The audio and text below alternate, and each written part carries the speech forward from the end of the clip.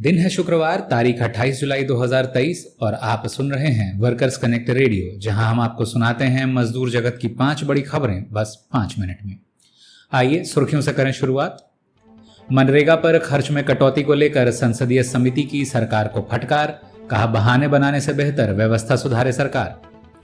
उत्तर प्रदेश में एक और बॉयलर हादसा, 2 मजदूरों की गई जान। ठेका मजदूर बनाम जेट एयरवेज विवाद में सुप्रीम कोर्ट का बड़ा फैसला, बकाया वेतन के साथ मजदूरों को परमानेंट करने के दिए आदेश। बांग्लादेश में बकाया वेतन की मांग को लेकर कपड़ा मजदूरों ने किया मुख्य सड़क पर चक्का जाम। और नाइजीरिया में तेल पर सब्सिडी समाप्त किए जाने के विरोध में मुल्क भर के डॉक्टर अनिश्चितकालीन हड़ताल पर। अब खबरें तफसील से। ग्रामीण विकास और पंचायती राज संसदीय समिति यानी parliamentary committee on rural development and Panchayati Raj ने राष्ट्रीय ग्रामीण रोजगार गारंटी कानून मनरेगा के लिए आवंटन कम करने के सरकार के फैसले की आलोचना की है। लोकसभा में पेश अपनी रिपोर्ट में समिति ने वित्त वर्ष 2022-23 के संशोधित अनुमान यानी रिवाइज्ड एस्टिमेट्स में 29,400 करोड़ रुपए की भारी कटौती की ओर इशारा करते हुए खेद व्यक्त किया है। समिति ने ग्रामीण विकास विभाग को हाल के वर्षों में मनरेगा के तहत नौकरियों की मांग में हुई बढ़त का संज्ञान लेते हुए बजट बनाने के निर्देश दिए हैं। भारी संख्या में मजदूरों के बकाया वेतन को लेकर समिति ने कहा कि बहाने बनाने से बेहतर है कि विभाग वित्त मंत्रालय और राज्य सरकारों के साथ तालमेल बनाकर काम करे और अपने वित्तीय मामलों की समझ को पुख्ता करे। उत्तर प्रदेश में एक बार फिर बॉयलर के रखरखाव में सुरक्षा मानकों की अनदेखी 2 मजदूरों की मौत का कारण बनी है। मुजफ्फरनगर स्थित रसायन बनाने वाली कंपनी बजरंग आलम प्राइवेट लिमिटेड का बॉयलर फट जाने के कारण 42 वर्षीय अली नवाज और 55 साल के राम भरन की मौत हो गई, जबकि 3 अन्य मजदूरों के बुरी तरह से घायल होने की खबर है। उत्तर प्रदेश में आए दिन बॉयलर फटने की घटनाएं मजदूरों की जान ले रही हैं, जिसके कारण ट्रेड यूनियन मांग कर रहे हैं कि श्रम विभाग सभी फैक्ट्रियों का सुरक्षा सर्वेक्षण करे।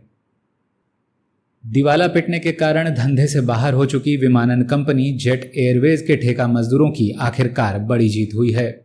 भारतीय कामगार कर्मचारी महासंघ बनाम जेट एयरवेज लिमिटेड मामले में फैसला सुनाते हुए न्यायमूर्ति अभय एस ओका और संजय करोल की खंडपीठ ने कहा कि कंपनी और मजदूर के बीच हुआ कोई भी समझौता देश के कानूनों को तब तक दरकिनार नहीं कर सकता जब तक वह मजदूरों के हित में ना हो और उनकी स्थिति को बेहतर ना बनाता हो।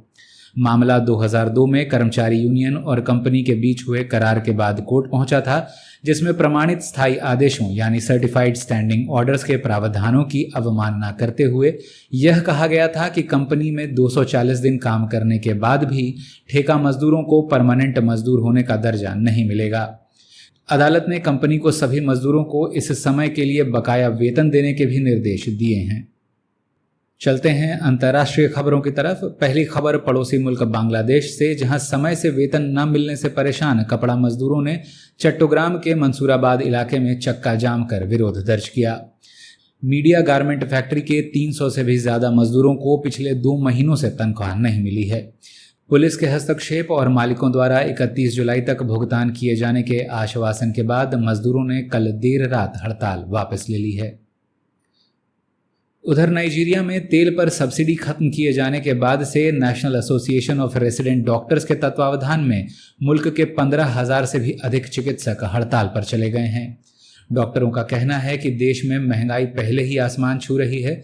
ऐसे में ईंधन पर सब्सिडी खत्म होने के कारण खर्चे 3 गुना तक बढ़ जाएंगे। सरकार ने तेल के दामों में होने वाली बढ़त की वजह से होने वाली महंगाई का प्रभाव कम करने के लिए न्यूनतम वेतन बढ़ाने की बात कही थी, जिसके लिए नाइजीरिया के मुख्य ट्रेड यूनियनों के साथ बातचीत करने के लिए जून में 8 सप्ताह की समय सीमा तय की गई थी। लेकिन अब तक इस संदर्भ में कोई ठोस काम नहीं हो सका है, जिसके कारण मुल्क में अन्य मजदूरों के भी हड़ताल पर जाने की संभावनाएं तेज हो रही हैं। इस अंक में बस इतना ही। देश विदेश की ताज़ा तरीन खबरों के साथ अगले हफ्ते फिर होगी मुलाकात। तब तक के लिए दें इजाज़त।